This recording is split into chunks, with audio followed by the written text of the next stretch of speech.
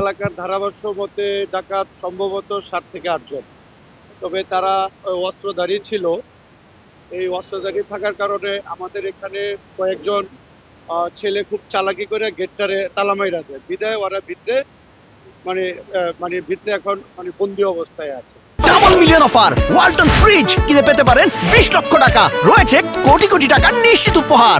তো আমরা এলাকার জনগণ যারা আছি আমরা সবাই সর্বাত্মক চেষ্টায় আছি, যেমন ডাকাতগুলো ধরা পড়ে এবং ভিতরে যারা জিম্মি আছে তারা যেমন সহি সালামতে আল্লাহর রহমতে যেমন সবাই বের হইতে পারে, আমরা এই আশাই করি।